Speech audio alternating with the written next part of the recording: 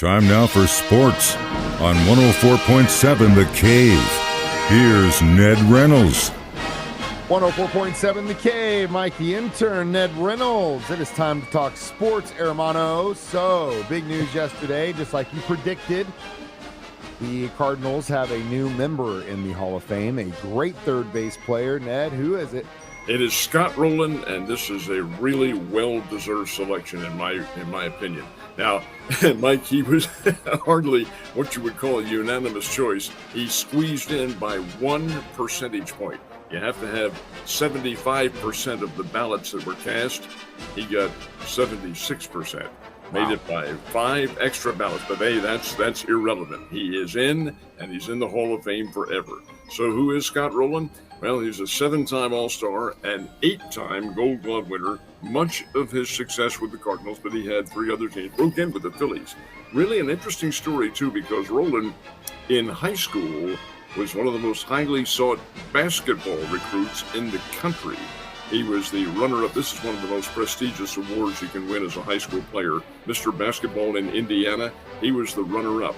In 1992, Bobby Knight wanted him. All these colleges wanted him. And he eventually committed to Georgia.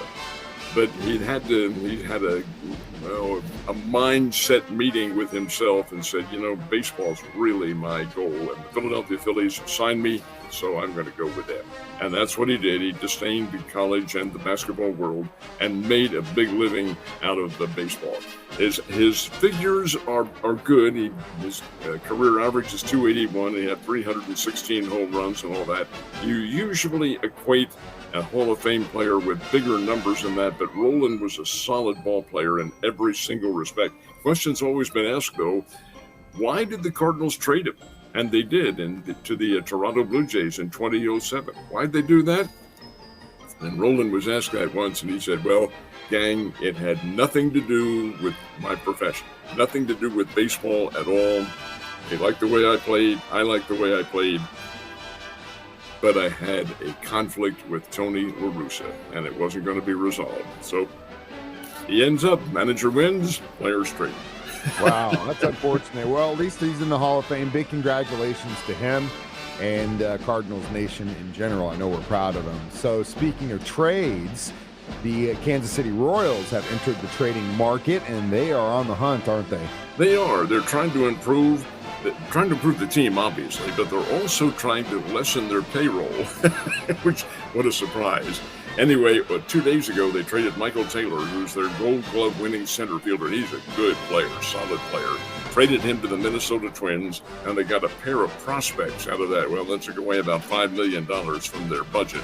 And then yesterday, and here's a guy we saw play down here with the Northwest Arkansas Naturals, Adalberto Mondesi, and he is let me put it in the past tense, was a budding superstar, may still be, but the poor guy has had injury after injury after injury, all leg injuries and torn ACL at one time. Mondesi, whose dad played Major League Baseball, was traded to the Boston Red Sox in return for a relief pitcher named Josh Taylor. So again, you're reducing your athletic budget just a little bit and helping out, and who knows, maybe it'll come to the fore that this will all work out for Kansas City. Hopefully it does. It's still a young team, and I'm just tired of saying, hey, I guess they're going to be rebuilding. We don't want to keep saying that every year. Speaking of which, the St. Louis Blues, man, let's talk about those guys. They have kind of fallen off a little bit, haven't they? They played last night and fell to the Buffalo Sabres, and that was 5-3 up in St. Louis.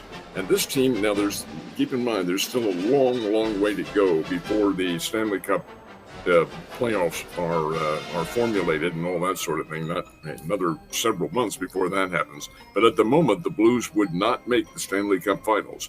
It's the 3 conference leaders in each division. There are 2 divisions in each conference, plus some wild card teams. And the Blues don't really fit any of those categories at the moment.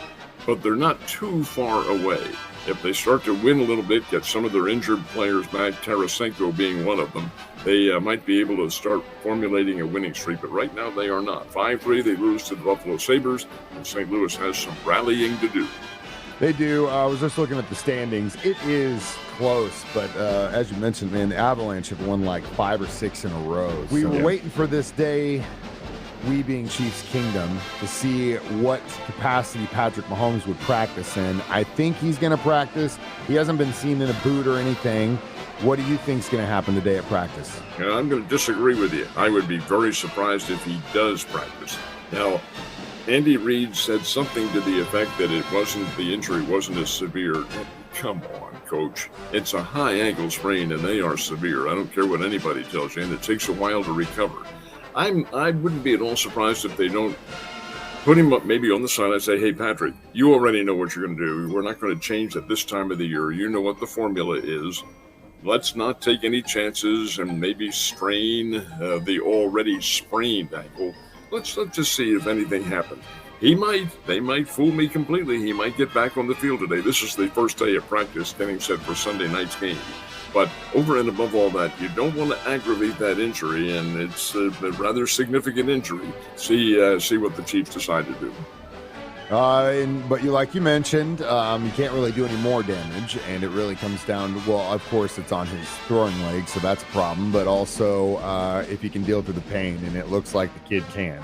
So we'll see what happens, but I'll tell you right now, and he goes back to the coach, if he becomes more of a liability for the team, they're going to pull him, and it's going to be Chad Henne all day. Mike, pain is not a factor with Mahomes. He's tough. He'll be able to handle that. It's his mobility, and if he feels he's not mobile enough, then I'm sure he'll make adjustments somewhere along the line.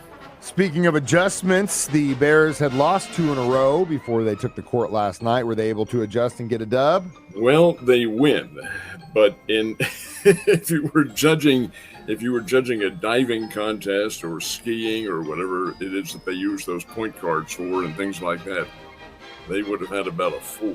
This was not an artistic victory. Illinois, Chicago, the Bears beat them 63-59. They aren't very good, Mike. That's not a very good team at all. They're just a little bit, they're average.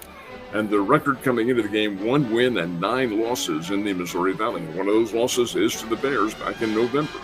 Well, they played again down here. Snowy conditions, of course, outside, raining and snowing, and you know what they are. And the Bears simply did not show up. They were behind much of the game to Illinois, Chicago. They were behind with a minute to go in the game. What is this? What have they done? Missouri State, in my opinion, and again, this is the opinion of an observer, did not play the pressure defense that they have in the past. They're shooting, and the Bears are usually a good shooting team. Well, they had no compunctions about casting off from three-point range, and they did last night 25 times and missed 20 of them. They were 5 for 25 from three-point range. When you shoot from that distance, there's going to be a long rebound, and you're going to give yourself up to some pretty quick breaks. All right, the Bears do hold on to win, and paradoxically, they won it on a three-pointer with about 45 seconds to go. But the key to the game was the way the Bears handled this team underneath. Missouri State had 34 points in the paint. That's muscling in, and Missouri State is very aggressive on the boards and playing underneath. 34 points in the paint, and Illinois Chicago had 14. Therein lies the difference. But maybe Dana can get them turned around to go on the road this weekend to Murray State. So, hey, there's still a long road to go before that Valley tournament in about 5 weeks. You're not the only ones that played college basketball last night. Tell me some of the other scores that happened. Well, there were some interesting games, including Missouri and Ole Miss, and they played down in Oxford, Mississippi.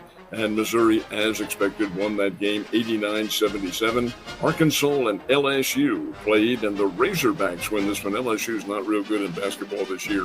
60-40 was the final score for the Razorbacks. And your guys, who made the 10 quantum leap in the rankings, going from 15 to 5 this year. Kansas State played at Iowa State. Iowa State's not chopped liver, folks. They're number 12 in America. Kansas State was number 5. Iowa State uses that home court, gets the win, 80-76 in Hate to see it. Hate to see it. It was a close game, though, and they gave them a hell of a run, and they're right in the same area as that. So season's not over, and I think K-State has a really good run in March. We'll see. But, Ned, you have a wonderful day, and I will see you tomorrow, sir. Always a pleasure.